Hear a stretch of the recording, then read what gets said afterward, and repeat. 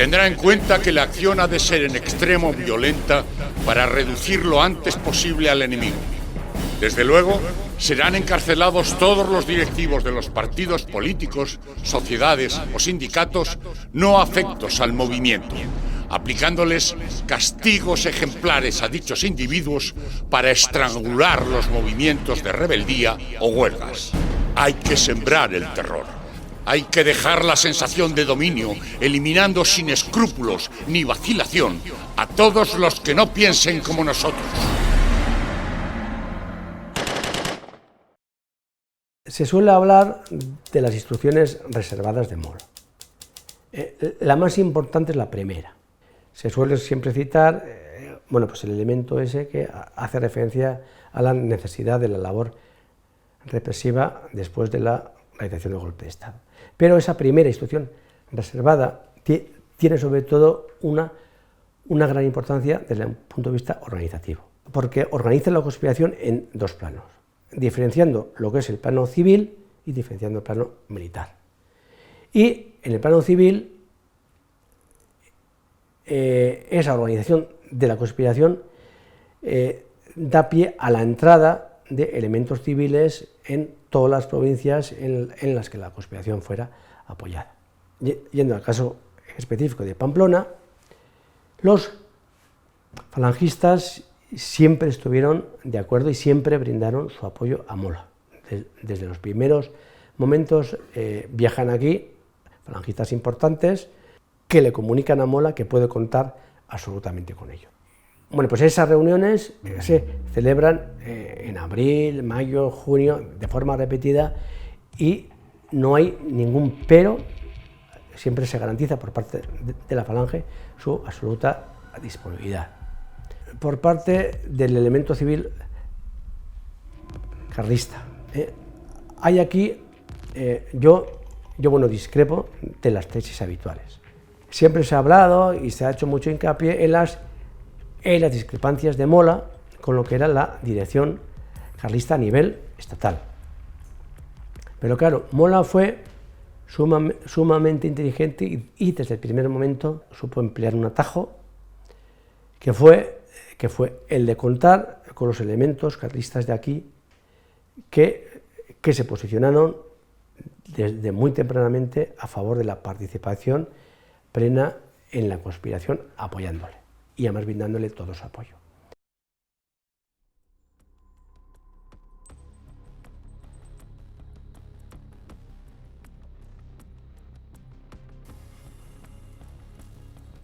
Egia Olaetxea nahiak, ezta? Bale. Ez dakit, hau Isidoro Egia, gure aitatxi. Berarekin lan egiten zuen anaia Bautista. Anai nagusiak Konstantino, Balkalderan erail zutena. Eta hau da txikiena, bere bila, Eskolapiotara joan zena, eta Erreniegako iturri ondoan akatu eta lurperatu zutena, Luciano Egia. Yo soy nieto de José Roa García, churrero de la calle Eslava número 20 y carpintero del hospital. Cuando en el momento de iniciarse la guerra civil, en la churrería vivían mi abuelo, mi abuela Patrocinio Lasa, los 5 hijos de ellos, entre ellos mi padre, Joaquín Roa, que era el hijo pequeño, y dos primos por parte de mi abuela. Mi abuelo era miembro, creo que casi fundador del Partido Socialista de Navarra y de la UGT. No sé por qué, los carpinteros casi todos estaban afiliados a la UGT y el inicio del movimiento obrero en Pamplona se inicia con los carpinteros en la UGT.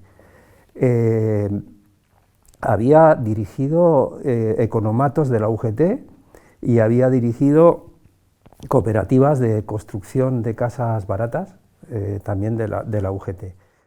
Mi abuelo fue acusado de malversador, injustamente. Estaba de alguacil en Villava y con el empleo de alguacil también tenía que ejercer de recaudador. Le pidieron una vez una cantidad de dinero que yo creo que eran como unas 430 pesetas que él entregó, solicitando al cambio pues, un recibo, un justificante de ese dinero, que él no se lo dieron, y esa trampa lo llevó a la muerte. Aquel pleito tan gordo duró 4 años, en los que fue declarado inocente en 2 ocasiones, aquí en Navarra y también en el Supremo, en Madrid. Pero el ayuntamiento, que era un bloque de derechas, pues no acató la sentencia, porque fue condenado a restituirlo de su trabajo y de su sueldo, que 4 años ya está bien. Mi padre era contable de Casa Ardamaz, la droguería que hay en la calle Mayor. Claro, entonces estaba el padre y los 2 Ardamaz hijos. Pues entonces, cuando yo hablé con ellos, oye, ¿eres hijo de Arroyo? Pues sí. Y muy bien se portaron conmigo de decirme que era una gran persona, que bueno, estaba de contable para ellos. Pero aparte, mi padre tenía el título de enólogo y había estudiado en Villava. Cada vez que pasaba yo por Villava me acordaba de que mi padre había hecho los estudios de enología ahí. O sea, tenía carrera, pero, pues oye, no habría ocasión, no es como ahora que se trata el vino con mucho mimo. Badira bi kontu oso garrantzitsuak. Nola da posible estatu demokratiko bat bere armadaren gero estatu kolpean ikusiko da, erdia ia kolpistekin alde, edo kolpistekin joaten direla, baina beste erdia mantentzen dela Errepublikan alde, nola da posible hori lortzea. Nafarroan esan dugunarengatik errazago, bazirudien ere, baina aukera bat zegoen. Eta aukera hori zen justu Guardia Zibilaren komandantzian, hor zirela errepublikar sendo batzuk, oso persona interesgarriak, eta haiek ez zioten molari kasu egin. Orduan, aukera bat zen, horretaz baliatuz, errepublika hor mantentzea, egingo zituzten neurriak hartuta alde, errepublikan alde, egingo ziotela aurre molari, eta orduan aukera hori erabat zapuztu zuen mola berak Rodríguez Medel asesinaturik izan zenean 18an. Larun bat horretan, arratsaldean, asesinaturik izan zen. Orduan bai, aukera asko dagoela estatu kolpe hori aurrera joateko. Hori da lehenengo gauza. Eta horrekin batera, beste teninte batzuk, Medelen laguntzaileak harrapatu zituzten, eta hor galtzen da nolabait, errepublika honen aldeko indarrak hor eutsiz kolpisten kontra. Gure aitona Isidoro taxista zen. Bera eta bere puntua edo bere lekua ez Errepublika plaza zen, gaur egun Plaza del Castillo, ez? Hor zuten el punto esaten zioten horri eta aitatxik 2 taxi zituen, ez? Orduan justo hor mugitzen zen, ez? Eta bere beste naia, Bautista ere taxistapen, berarekin lan egiten zuten, bai? Orduan haiek hemen mugitzen ziren, hemen edo Iruñe herrian edo bidaiak ere egin zituzten, eta lagunak, ikusiko bazenu bere agenda, ez, mantendu dugun azken agenda, ez bere diario edo, ez bere bezeruak errepublikanak ziren. El momento culminante de la cuestión política es que cuando se proclama la República, en Navarra se anularon las elecciones municipales que había habido porque decían que había habido pucherazo. Entonces, durante, no me acuerdo, 2 meses o 3, todos los ayuntamientos estuvieron dirigidos por una gestora. Y en la gestora del Ayuntamiento de Pamplona, por parte del PSOE, entró mi abuelo, que posteriormente no se presentó a las elecciones, según decía mi tía, porque el nivel de pobreza en torno a la churrería era tan alto que cuando él volvía a mediodía del hospital a comer a la churrería, le pasaba a todo el barrio a pedirle favores.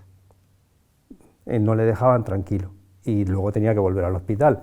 Entonces mi abuela le debió decir que no, que de presentarse nada, que de seguir así, que no. Entonces, por eso solo formó parte de la gestora del ayuntamiento durante 2 o 3 meses y luego no se presentó a las elecciones con el PSOE. Cuando se inició la guerra, a mi abuelo le dijeron: sería conveniente que te escondieras porque seguramente irán a por ti.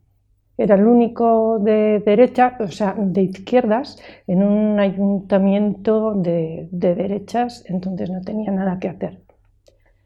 Y se escondió en casa de unos familiares que vivían en Pamplona, en la calle Compañía.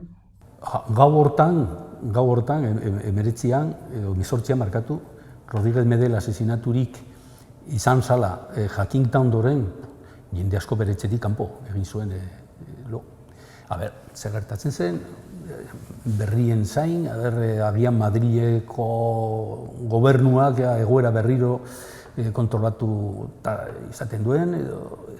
Jose Gurpegi, zenetista, Zaragozara joan zena, bera kontatzen du bere memorietan ara joan zela, bere egoitzara abezarekin behar zen, baina bai, astelehenerako greba orokorra, baina ikusi zuten ja militarrak kalean egonda oso zaila izango zela. Eta orduan ez egoen CNT-ko guztiek, hau erabakita, hau egingo dugu. Hor, eta PC-koen artean ere bai. Batzuk alde egin zuten, beste batzuk harrapaturik gelditu ziren, erabaki txarra edo txarrena hartu zutelako. Lehenengo egunetan, oraindik, lan mundua ez zen normalibiltzen, baina mehatxuak oso handia ziren. Persona bat bere lantokira ez joateagatik, bagian bere bizitza jokatzen zuela, jokoan jartzen zuela. Egia da, eta oraindik pakoak. Gauean entzuten zirela, zonbait tokitan, baina. Nik esango nuke gauza gutxiegi horrelako erasoaldi handi honen aurrean gutxiegi izan zela, gutxiegi izan zelako askoz gehiagoekin. Cuando se da el golpe militar el 18 de julio del 36, en principio, si no tengo mala información, podría haberse ido. 2 hermanos que luego van a tener protagonismo con mi tío Luis, los hermanos Goñi, uno de ellos director del Hospital de Navarra, le dicen que se vaya, que hay que irse, y él dice que no, que tiene 5 hijos y que no se va. Y bueno, el 19 de julio, al día siguiente, le detienen, está una semana en la cárcel de Pamplona y a la semana le suben al fuerte de San Cristóbal en calidad de preso gubernativo, lo cual hace que no haya ninguna historia de él, de la permanencia ni en la cárcel ni en el fuerte. Lo cogieron en el trabajo. Fue a trabajar un día y no volvió a casa. Por lo visto, según las pocas conversaciones que había en mi casa, había algún interesado en el puesto de trabajo. Fue el que lo denunció y claro, si era carlista o era falangista, no lo sé. Más que lo cogieron y lo metieron a la cárcel.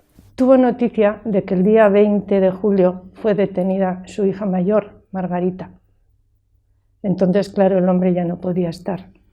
Y el día 22 salió para interesarse qué había pasado. Se fue a la calle Curia, a una tiendecica, y allí se compró unas alpargatas.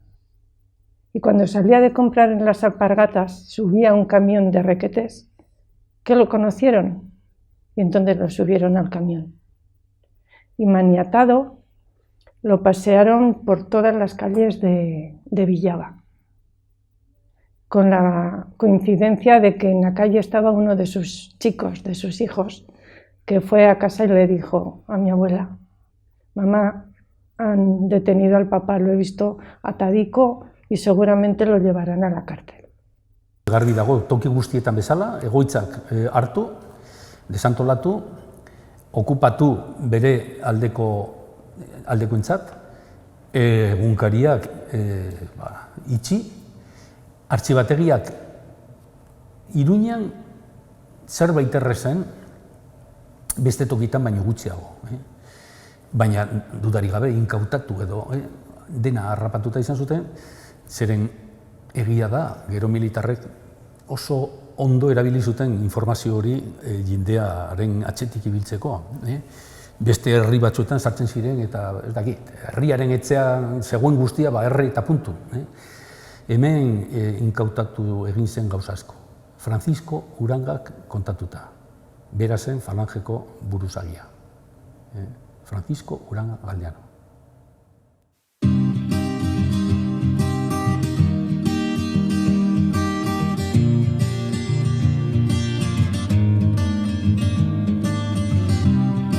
Ispilu hotxen gainean errari ibilitako erromesak izan gara noizbait kristal zatiak ditugu iriketan ikasi dugu amarrak azkatzen memorian ubelutako. Esas visitas eran entrar a una nave, a la cárcel de Málaga, y había unos pasos, o sea, los presos estaban con unas verjas y como con unas rejas de gallinero, o sea, de esas hexagonales, y eso era un foso y es de unos 2 metros o 3 de anchura, largo. Y ahí entrábamos, a este lado entrábamos las visitas y tenías que estar hablando con tu padre de lejos, pues los 2 metros y medio, 3 metros que tenía aquel foso. Y yo no tengo idea de que una vez me pasaron para que le diese un beso a mi padre. Lo demás, nada, o sea, los familiares totalmente prohibido, vamos, prohibido. ¿Por dónde ibas a pasar? Sí, porque claro, te he hablado de la verja que había metálica, con una red metálica también en el lado de los presos, pero es que en el lado de los visitantes lo mismo. O sea, ahí, aunque colasen una pistola, era imposible hacer nada, porque tenías reja a los 2 lados. Todos a gritos, todos a gritos. Era eso, no sé, 20 o 25 metros de pasillo, vamos, pasillo, de ese foso que te digo que estaba a la misma altura, ni tenía agua ni nada, a la misma altura, pero a gritos te tenías que entender. Y claro, los días que te daban permiso para poderlo visitar. No había empleados en la cárcel, no había carceleros, no había. Eran los carlistas y eran los falangistas. Ja uztailaren 9 okerez banago, bai, anai nagusiak Konstantino Egiak atxilotu zuten. Nik ez dakigu non, uste dut, ez dakigu non, segurazki bere lanerako bidean harrapatu zuten eta Iruñeko probintzialerak espetxera eraman zuten. Konstantino, abuztuaren 13an, Balkalderako sarraskiak oso esaguna den sarraski horretan, hoien artean zegoen, biktima hoien artean zegoen. Gure aitatxi, Isidoro, hori gertatu zela, benetan ez dakik, ze gertatu zen badakigu. Hori atxilotu bezain pronto, gure familiak edo bere gurasoek zer egin zuten, auzokide baten gana jo zuten. Año bero zen, familia bizi zen etxera hurbildu zen auzokideak ziren, eta gainera gure biramatxi eta Antonio Añobero zen ama, zenideak ziren, parentea ziren. Orduan laguntzezke joan ziren, baina ez izan zioten, oso modu krudelean, hola entzun dugu beti etxean, no eran buenos tiempos y que no podían indisponerse. Gero ze gertatu zen, hor dugu justo Balkalderan hori gertatu zena, Zarrazkian, hor gertatu zena, apaiz horien artean, hor justo gure Antonio Añoberos hor zegoen. Bigarren asunto da, bigarren kontua, hau da estatu kolpe bat, ez da gerra zibil bat, estatu kolpe bat. Kolpistek pentsatzen zuten 8-10 egunetan, estatuaren gune nagusienak erabakitzeko guneak eta kontrolpean izan da, orduan egingo dugu pentsatzen zutena egitea. Baina estatu kolpeak porrot egiten du. porrot egiten du. Handik 3, 4, 6 egunetan garbi gelditzen da Madrid ez dela hori, Barcelona ez dutela harrapatu, Valentzia ez dela harrapatu, Bilbo estare, orduan hemen datorrena. Zer egin? Atxerantz bueltatu edo aurrera joan. Jarraituko dugu estatu kolpea ez den batekin, ala ez. Orduan, erabakia oso larria da, bagoaz gerra zibil batetara. Eta horiek dira erantzuleak. Molak eta berarekin ibiltzen zirenak. Orduan Molak garbi zuen, estatu kolpea bertan bera erorita, jendea mugi ez arazteko, jendea ez azaldatzeko bere kontra, indarkeri txela erabili behar duela. Hau da, indarkeria arma edo tresna politikoa bezala erabiltzea. Eta hori da berak egin zuena. Eta nahiz eta Nafarroan gerra zibilarik ez izan, estatu kolpeak hemen bai lortu bere helburua, hasi ziren horrelako sarraskiekin bukatzeko barneko etzaiekin. Etzaia dira nire alde jo ez direnak. Berdin zait, moderatuak EAJ-koak ziren bezala, berdin zait errepublikar ezkertiarrak oso moderatuak zirela, berdin zait. Eta orduan hor sortzen da beste motako erakundeak militarren pean eta hasten dira bere legea egiten. Eta Nafarroan eta berezik Iruñan garbiketa politikoa izugarri izan zen. Jendea akatzen eta akatzen, batzuek esaten zuten bezala, eta batzuek horrela, eta horregatik izan ziren asesinaturik, pentsatzen zutelako, nik ez dute zer egin, bakarri botua eman nuen Fronte Popularreko hauteskundetan, eta horiek ere izan ziren asesinaturik. Egiten du oraindik, baina eguzkia atera da.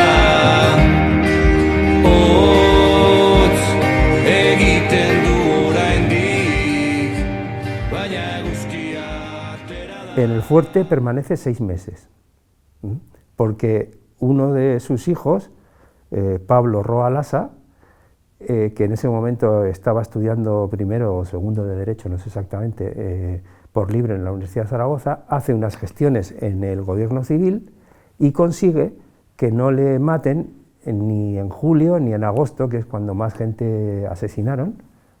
De esas se libra, pero en enero del 37, además a él solo, le sacan una mañana del fuerte, como siempre diciéndole que está libre, y le llevan al paraje de las Tres Cruces de Ibero y allí le asesinan. Lo llevaron a la cárcel de Pamplona, como te digo, el día 22 de julio, y allí estuvo detenido hasta el día 26 de noviembre, que fue cuando lo asesinaron. Tenemos un documento en el que consta que su estancia allí fue de 4 meses y 4 días. Y el día 26 figura como excarcelado. Pero claro, excarcelado, esa no es la palabra, porque se ve que él, sabedor de que lo iban a matar, se resistió a subir al camión y lo asesinaron en la misma puerta de la cárcel. Lo meten a la cárcel y está desde septiembre del 36 hasta el 9 de marzo del 37. Onomástica de mi madre.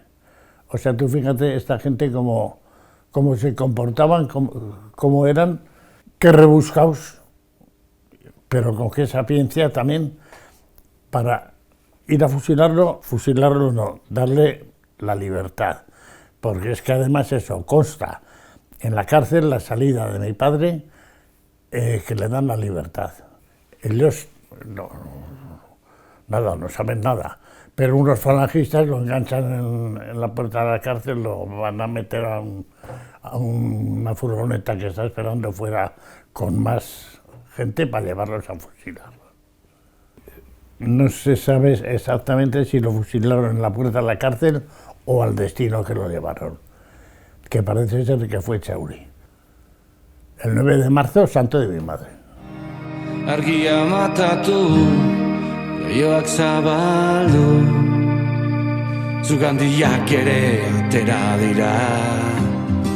Argia matatu, eta lehioak zabaldu, epeltasun bila. Trenbidearen beste aldean, zain ditugu, goldatu beharreko lurrak, gura erdo hilduak, besterik ez dira. Dagoeneko.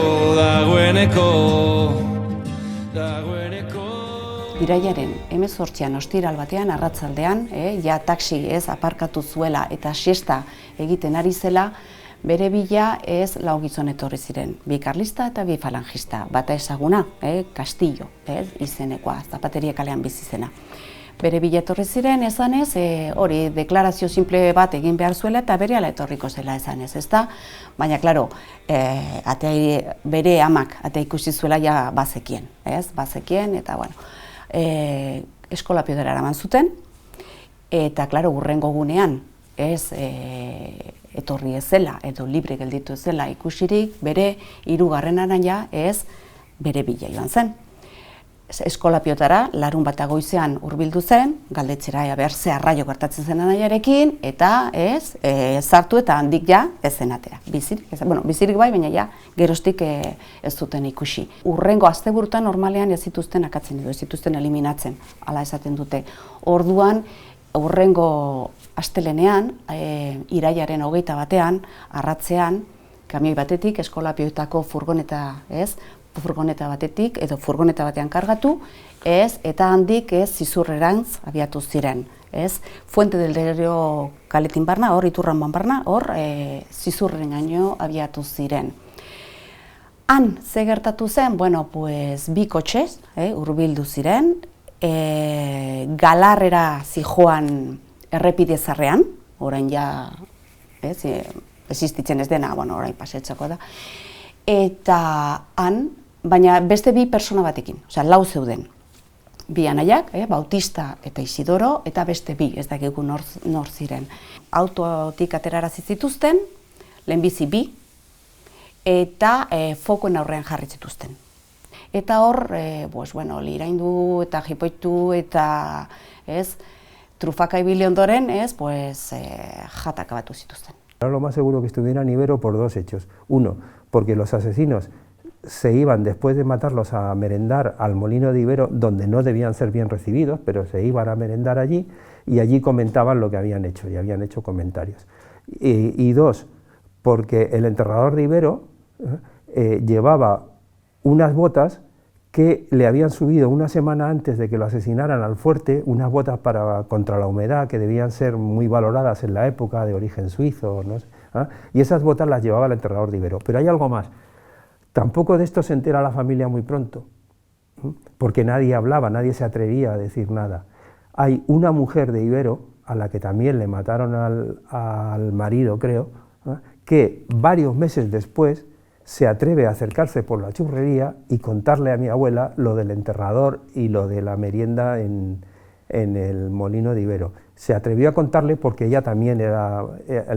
pero si no, no hubieran... porque nadie contaba nada, nadie decía nada. Entonces, por eso era lo más seguro que estuviera en Ibero. Y de hecho, pues hace ya 3 años, me parece, cuando se abrió la fosa de Ibero, aparecieron sus restos que fueron identificados a través de mi ADN.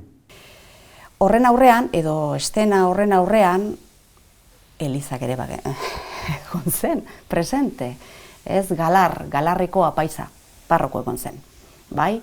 On Prudencio Pascual, Fulgencio esaten zioten, baina On Prudencio, bai, bere bila, joan ziren, Galarreraino, kotxean hartu, biratu, bueltatu, eta Lastetaz izeneko parajera eraman zuten, lieko bat zen, karkaba simple bat zen, eta haraino eraman zuten, zer egin zuen, zer gertatu zen apaiz horrekin, ja ez dakit, baina jakin badakigu, hor apaiza hor egon zela. Bukatu zutenean, hor rato luze batez aritu ziren, hala diote lekukoek, zergatik, apaiza Galarreraino bueltatu behar izan zuten.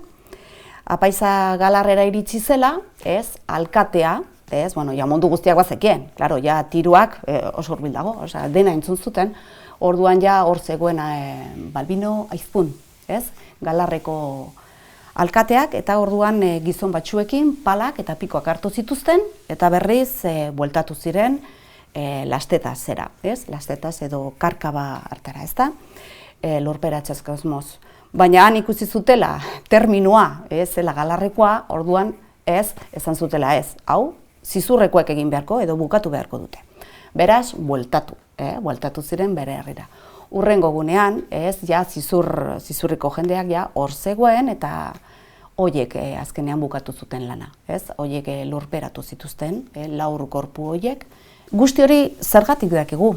Ba, 3 lekuko zeudelako hor, 3 lekuko, eta, bueno, horren bertsioak entzun ditugulako, gero ere txofer, ara kotxe horretan zegoen txofer batek, 70 hamarkadan gure amarekin kontaktua jarri zen eta kontatu zion, ez? Karroza jaunak, ez? Izan zion ze gertatu zen hor. Orduan, ja bigarren bikotea, ez? Atera zuten hortik eta akabatu zituzten. Hotz egiten du oraindik, baina eguzkia atera da. Hotz egiten du oraindik, baina eguzkia atera da. Todas las ocupaciones que se basaron a fin de cuentas en la clasificación de la población de las ciudades tomadas en amigos o enemigos, en afectos o desafectos, a partir de numerosa información y documentación incautada, era la misma que han solido llevar a cabo los ejércitos de ocupación. Los ejércitos de ocupación de diferentes países cuando toman un país diferente al suyo.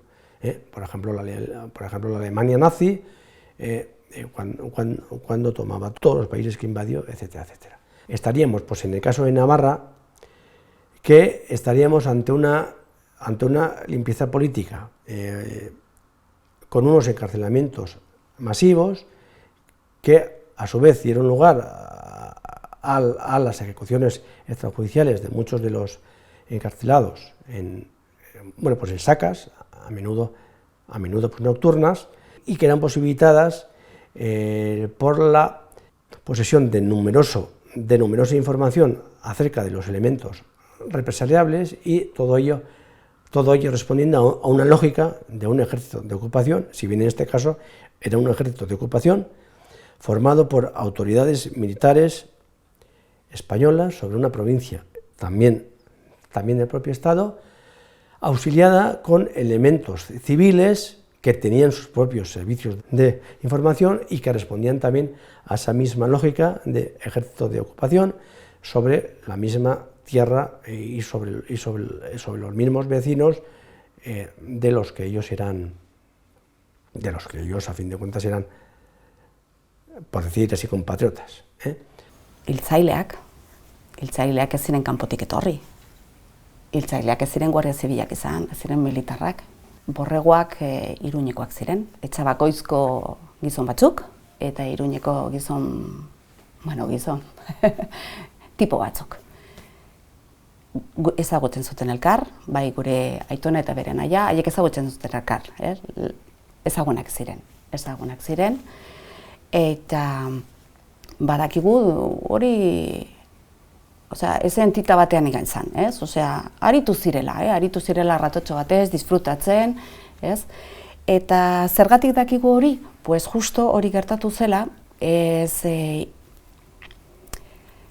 Zizurko alkatearen etxean, bizi zen morroi bat, hor beste mutiko batekin hor idiekin hori ondoko pieza batean lanean ari zirela, ez? Eta, klaro, horiek kotxeak ikusi zituztela, kotxeak bazetozela ikusi zutenean jabazekiten. Klaro, ezke, Zizurko jendeak badaki. Kotxe gutxi mugitzen ziren, ez, momentoian, eta mugitzen zirenean eta batez ere gau ez, haiek jabazekiten zer zetorren, ezta? Orduan, eskerrak duela 4 edo 5 urte ez beste, testigo honekin eskerrak elkartu ginen, eta dena kontatu zigun, gu bagenekien, ez? Ja, txofer batek amari kontatu ziolako. Baina detaileak, historia, berak kontatu zuen historia eta gu bagenekina, bat datoz, beste pieza bat zen, baina behar genuen beste datotxo bat, horri ezkerku lortu dugu, baina bai. Horiekin batera, ez, Nikolas Oroz Zizurko alkatearen iloba zegoen, gaur egun kanonikoa dena.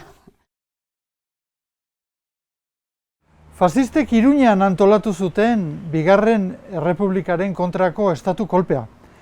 Eta Iruñarentzat etzen doakoa izan ere 300 pertsona baino gehiago erail zituzten. Lehendabiziko kapitulu honetan, Iruñari dagokion lehendabiziko honetan, nagusiki eraildako pertsonei buruz hitz egingo dugu. Baina egongo da bigarren bat. Eta bigarren kapitulu horretan, eraildako horiek utzitako ondorioak aztertuko ditugu.